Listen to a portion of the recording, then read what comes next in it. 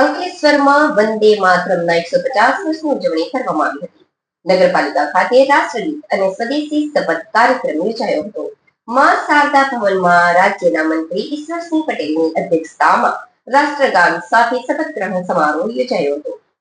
અંકલેશ્વર વંદે માતરમ ગીતના 150 વર્ષ પૂર્ણ થવા નિમિત્તે તમામ સરકારી કચેરીઓમાં વિશેષ કાર્યક્રમોનું આયોજન કરવામાં આવ્યું હતું।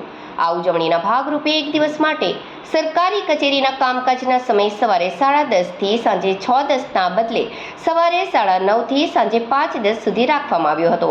આ કાર્યક્રમ અંતર્ગત તમામ કચેરીના કર્મચારીઓએ રાષ્ટ્રગાન સાથે વંદે માતરમનું ગાન કર્યું હતું। આ ઉપરાંત અંકલેશ્વર તાલુકા પંચાયત, મામલતદાર કચેરી, એસડીએમ કચેરી સહિત વિવિધ સરકારી કચેરીઓમાં કાર્યક્રમ યોજવામાં આવ્યો હતો। આ ઉપરાંત સ્વદેશી વસ્તુઓના ઉપયોગ માટે શપથ પણ લેવામાં આવ્યા હતા। અંકલેશ્વરમાં માં શારદા ભવન ખાતે રાજ્યના પાણી પુરવઠા અને જળ સંપત્તિ વિભાગના મંત્રી ઈશ્વરસિંહ પટેલની અધ્યક્ષતામાં રાષ્ટ્રગાન અને શપથવિધિનો મુખ્ય કાર્યક્રમ યોજાયો હતો। આ પ્રસંગે પાલિકાના અધિકારીઓ અને પદાધિકારીઓ ઉપસ્થિત રહ્યા હતા। તો પાલિકા કચેરી ખાતે પણ ચીફ ઓફિસર કેશવ કોલડિયાની અધ્યક્ષતા હેઠળ સભાખંડમાં શપથ તેમજ વંદે માતરમ ગીતનું ગાન કરવામાં આવ્યું હતું।